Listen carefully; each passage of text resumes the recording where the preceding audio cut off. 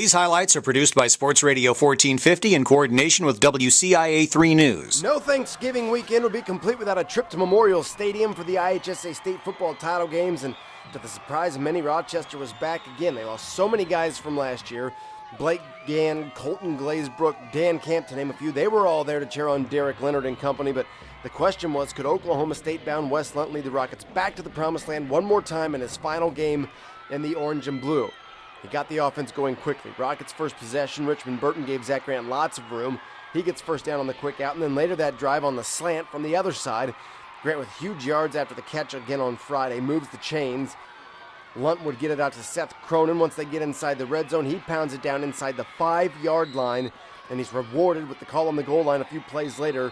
After just a minute and 13 seconds, Rochester's lead was 7-0. Quick 3-and-out from the defense. The O goes right back to work. Lunt out to Austin Green, who had a big night. He gets it down to the 1-yard line. Cronin would pound it home again, 14-0. You start to wonder if this thing's going to end before it ever really begins. Richmond Burton back on offense. Green on D now. He chases the play down from the backside. Another 3-and-out. Offense quickly back on the field, and Lunt to Grant. Plays like this seem normal this season.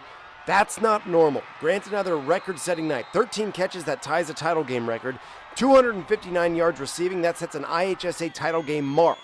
The drive quickly moved into the red zone, but things would change there. The handoff to Garrett Dooley, not a good one. Rochester fumbles. Richmond Burton recovers. Instead of 21-0, it's Richmond Burton driving. They pound away with the run. They would score a few plays later, 14-7. Rochester still not impressed. Lunt out to Cronin.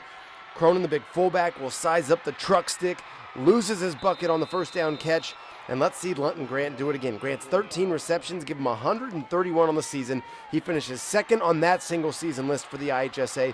This one, a 22-yard score. Richmond Burton, a field goal before the break. It was 21-10 Rochester at the half.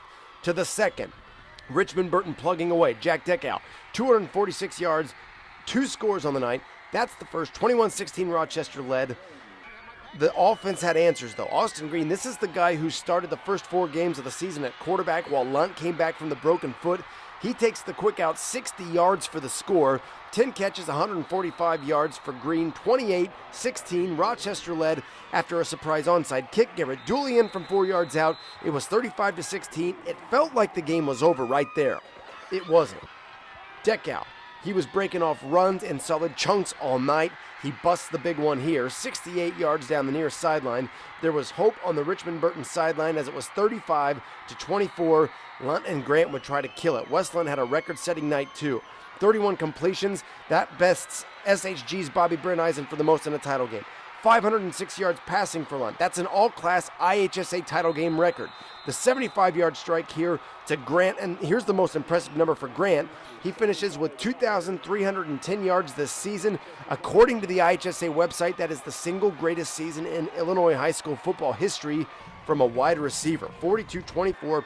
Lunt and the boys felt good, but Richmond Burton did not quit. They scored to get to within 11, and then they keep grinding away on the ground. Quarterback Matthew Malachi loses his helmet, but he never does go down.